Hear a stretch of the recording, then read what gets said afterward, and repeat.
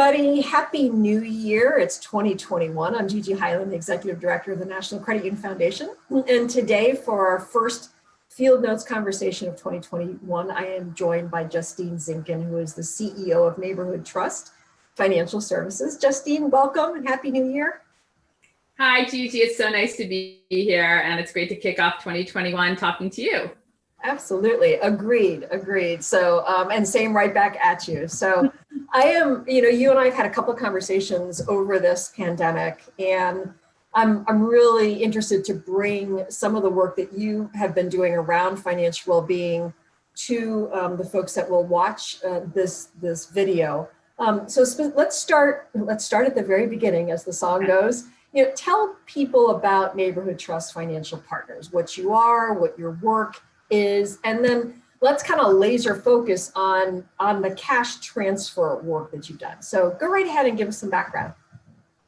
Sure. Well, Neighborhood Trust Financial Partners is a nonprofit organization that since inception has been dedicated to supporting and strengthening the credit union movement as a nonprofit that is able to complement credit union products and services with a really strong focus on, the human touch, financial coaching, financial guidance right alongside those products and services.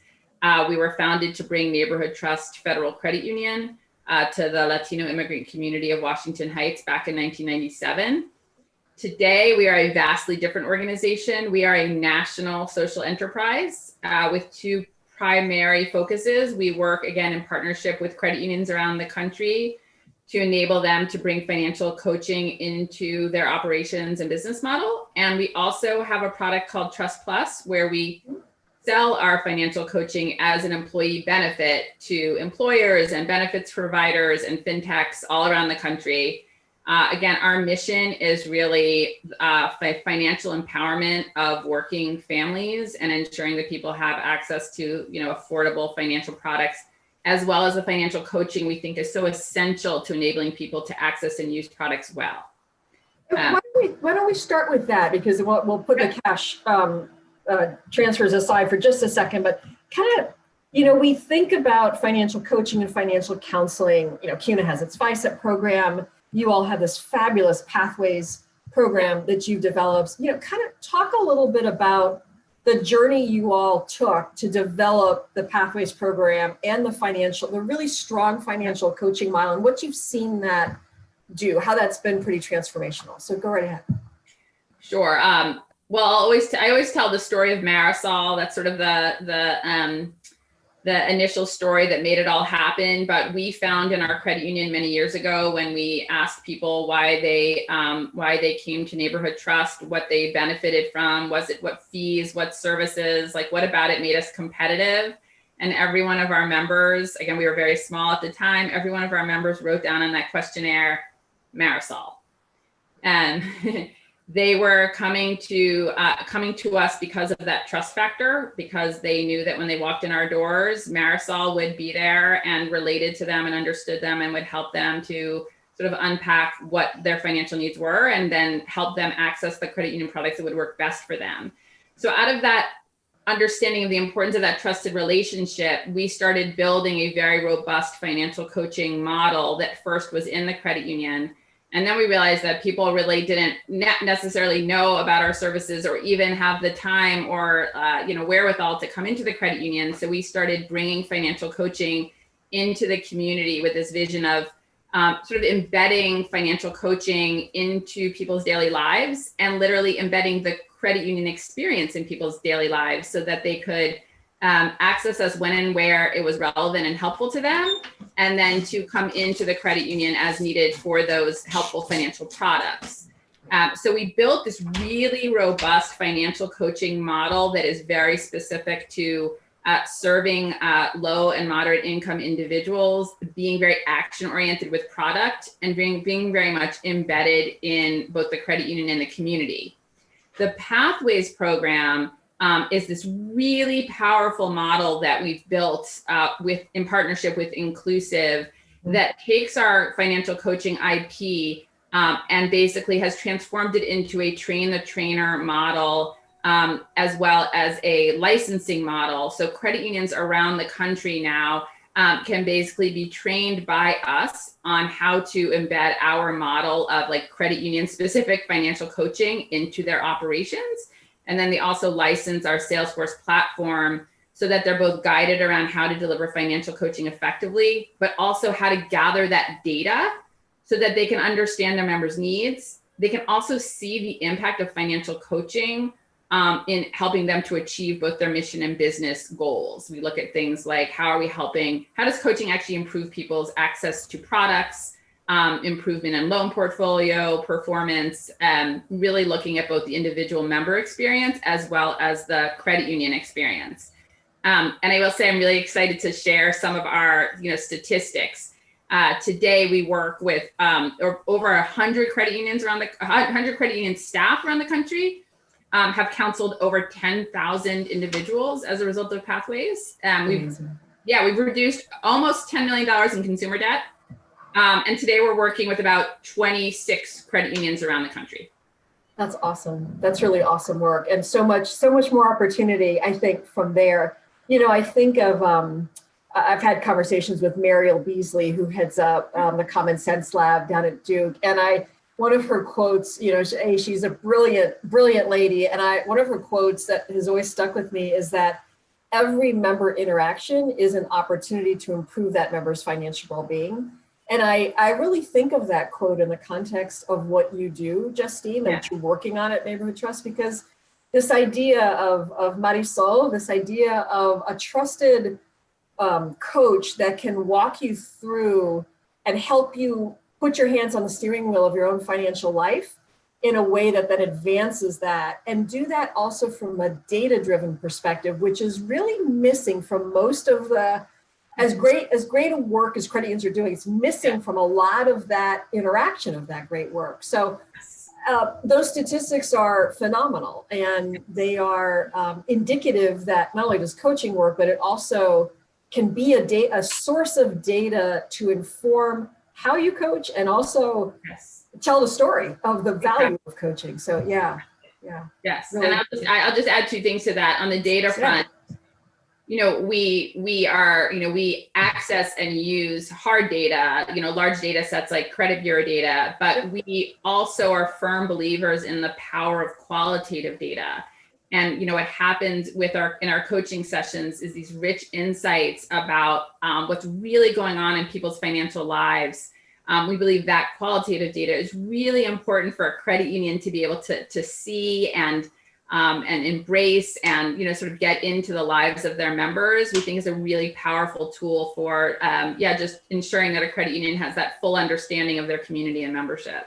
Can you give some examples of that qualitative data? Because I think when I speak with credit unions, oftentimes what they're stymied by is, I understand intellectually financial well-being and improving financial well-being, but I'm having a hard time figuring out how to start. Like, do I even have data that I could use to start this? Do you want to speak a little bit about that? Because what I'm hearing you say is the qualitative data, there's a lot of qualitative data out there. And how are you all applying that and using that to better inform the coaching? Right. I mean, and I would say some of the thinking behind this is also linked back to, behavioral theory. But some examples are, if you don't understand the level of stress or the level of, what is called like cognitive load, or just that feeling of being deer in the headlights, overwhelmed. We've all been there.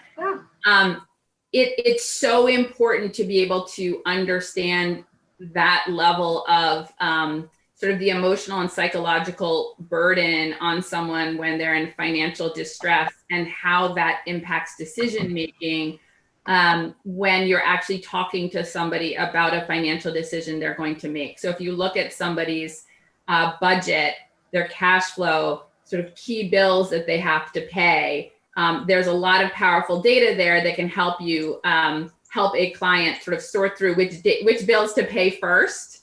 Very, very valuable. But unless you understand how much someone is feeling like completely, the level of despair in terms of how to get over this hurdle of cash flow, the constant sense of like living paycheck to paycheck, you're never really going to enable that person to start to feel like they're in control of their finances. And what I would say is success is not just a healthier balance sheet, healthier cash flow, the opportunity to build assets. It's also that ability to feel like you're in control of your finances. And we believe that once someone has that sense of control, a lot of really exciting outcomes can come along that are important alongside that balance sheet improvement. I hope that's a good example. No, that really makes a lot of sense.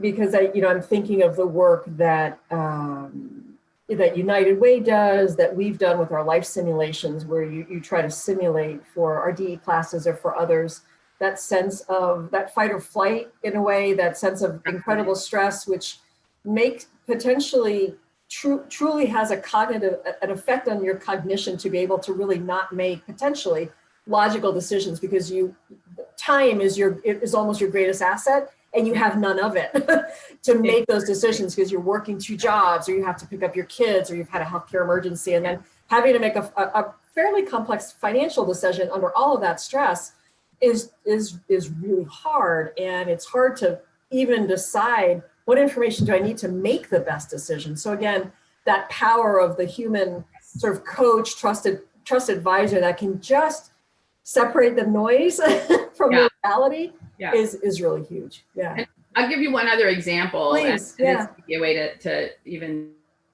in terms of our work around cash grants, cash disbursements, the other piece of it is understanding the history that somebody has already had with financial services, whether it's mainstream banks or, fringe banking, other types of predatory services. But when you are identifying the right product for someone and sort of laying out rationally, here's the product you should use, this institution has the right service for you, unless you sort of get into that person's shoes and understand the history they've had with the banking industry, you're not really going to be able to sort of understand why that person may not take the action that you're recommending. Or why that person is sort of skittish around, placing their money in that financial institution, or even having the courage to walk in that door.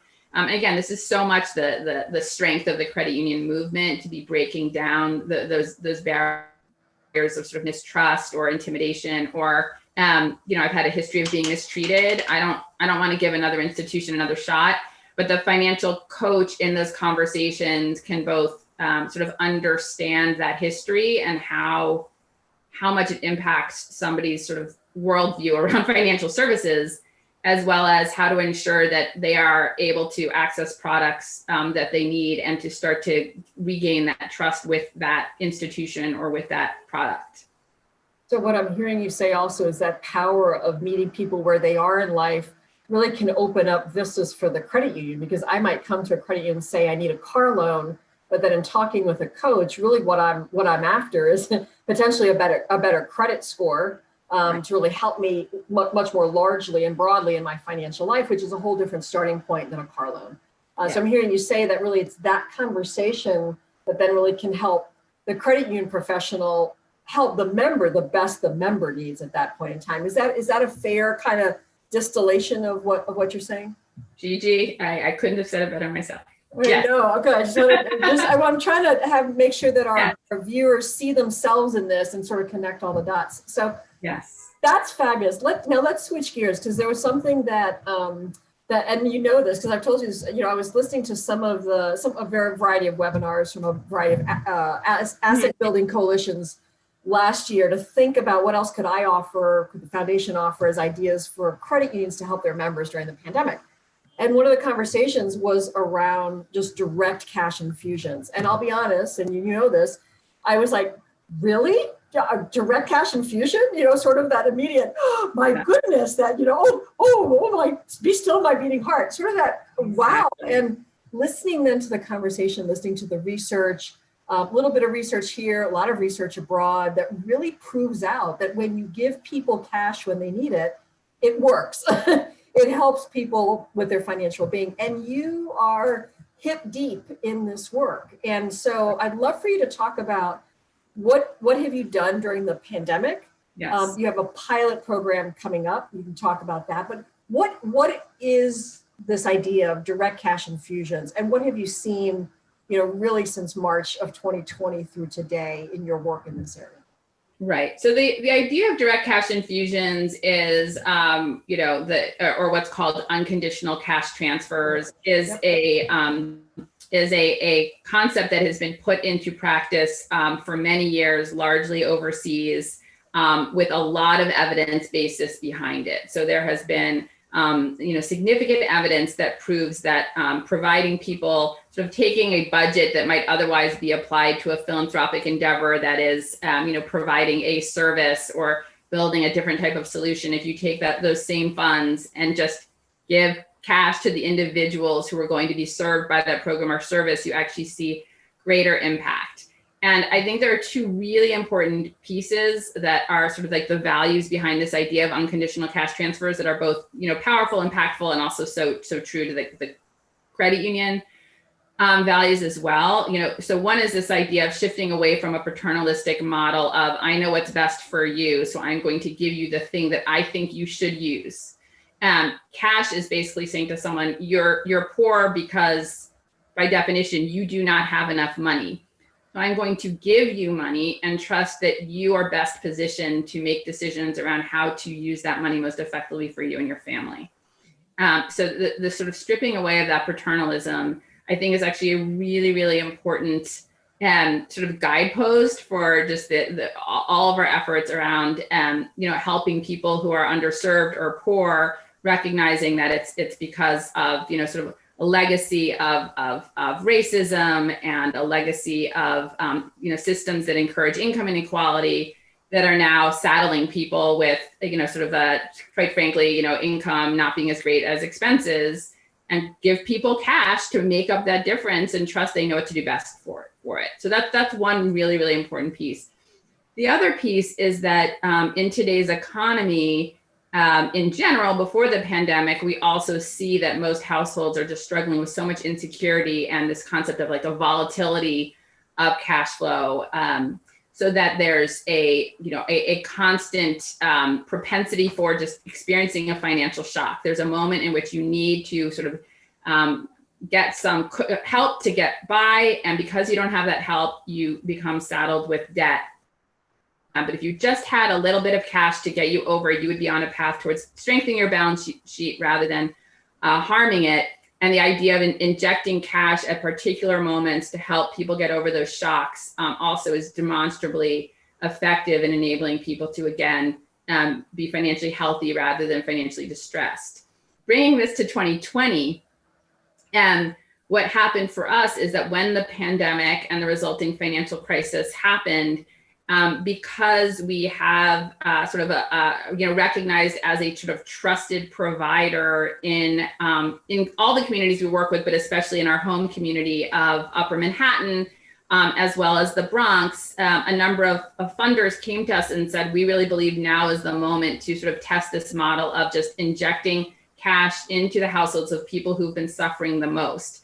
Can you be that vehicle that reaches people who need these funds and just disperse cash? And again, it was small amounts. We had a variety of different programs. It ranged from $250 to $1,000, but identifying people in need and giving them that cash. And I will say that, and this is where we can talk some more, but we had a wonderful, wonderful partnership with the nonprofit fintech Save Your Life that enabled us to disperse funds. And we got funds from Humanity Forward, Andrew Yang's nonprofit, as well as funds from JP Morgan Chase and Wells Fargo and Prudential and a number of other individual funders that enabled us to work with Save Your Life and flow cash disbursements through their technology platform. And the other interesting piece is that as we sort of evolved in our work with Save Your Life, and we started to learn about the variety of barriers that made it much harder than you would think to actually disperse that cash. Yeah. We started to realize credit unions were actually extremely well positioned to be that vehicle to, quite frankly, distribute cash in the most sort of inclusive way, reaching the people who are the most underserved. You were telling me, I remember some stories of, people might think that they have a a PayPal account, but then they forgot their password, or they had a Gmail email, but maybe that one had gone silent, and now they changed there's a whole bunch of sort of human technology things that just served as barriers. Am I remembering that correctly? That, we want to get the cash to these people, but there are all these kind of other human hurdles. Yeah, go right ahead. Yeah. I mean, the key piece is that many people have heard of universal basic income. Universal basic income is the idea that you can provide cash as sort of an alternative or a supplement to the traditional safety net by giving people cash on a regular cadence as sort of like part of their typical budget. What we are talking about and what we did in 2020 was cash relief in a crisis. And the priority was giving people who needed money, that money as quickly as possible, and just removing all friction to quick access to cash. What we found was there were both financial services barriers and sort of like issues around the digital divide, as well as language barriers that that made it very hard. So some examples were the technology that we use to disperse the funds, yes, required people to have a lot of fluency, either around online banking or around other types of technologies that were dispersing funds, digitally. And a lot of people either literally sort of opting out right from the start because of the sort of intimidating language around those types of online tools, or going for it because they wanted the cash, but basic questions stymieing them. So they would put in their email address, and then on the next screen, they'd be asked for that email address, but they had like 3 email addresses. They didn't know which one they were supposed to use.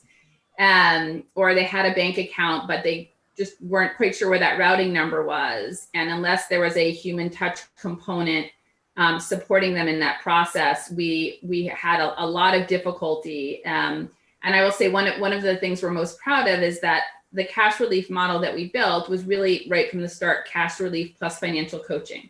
Mm-hmm. And instead of focusing on how do we get the money out as soon as possible to the people who are easiest to give it to, we identified a group of people who we committed to giving these funds to. And then we said, it's on us to design for inclusion of these individuals. Let's make sure that they each get these funds. And as we learn about the barriers, we'll be able to design a better model that ensures that someone who doesn't have an email address or doesn't have a bank account, doesn't understand online banking, doesn't speak English, that all of those are are challenges that we can mitigate through the program we designed. And that is really when we came to credit unions as potentially a really interesting approach to solving for some of those issues. I love that line that you just said. It's on us to design for inclusion. And it feels like that is a line that we can use going forward, not only during the pandemic, because if you and I sort of look back and think about our own learnings around our financial lives, at an early age, trying to figure out and understand how you get a car loan or how you apply for a mortgage. I mean, all of those at the time, probably for us, were pretty big learning hurdles for us. And we were probably lucky enough to either have a great financial coach or a great credit union person or parents or others who could, sort of literally hold our hand and kind of walk us through that to learn and to understand and build our lexicon in the financial services world and our acumen. And not everybody has that. So this idea of it really is on us, I think, as credit unions, as a credit union movement, to build for inclusion and to remove those barriers as much as we can, I think is really great advice. So what happens next? You did this work, and now you said, you kind of concluded that credit unions really can be a very viable opportunity to continue it. And so what happens next? You want to talk a little bit about the pilot that you're working on? Sure. So we really see, again, first of all, I will say that we are really excited about sort of spreading the word about sort of cash infusions as part of what a credit union can do, because we actually see it as such a strong complement to every other type of service a credit union offers, right? So there's this wonderful idea of a credit union having a full suite of solutions and sort of inserting cash alongside the savings product and the loan, and coming up with ways to identify members who are experiencing a shock or a hardship, and a way for cash to be a complement to those other products, as really getting at that core goal that a credit union has of financial empowerment, inclusion, and also sort of that trust factor that we think there's a great role for cash to play. But what we also see is that if you want to actually have a more inclusive cash relief or cash transfer program, credit unions are really, just so well suited to be those leadership organizations reaching and serving the hardest to serve and easily dispersing those funds.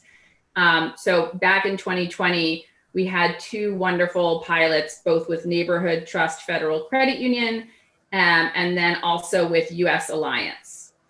And with both of those credit unions, we were able to demonstrate that the credit union was, via their own data, able to identify sort of a cohort of members who sort of fit the bill of hardship via sort of like, income requirements, as well as actually identifying members who had experienced a certain amount of sort of like loss in their balances or loss on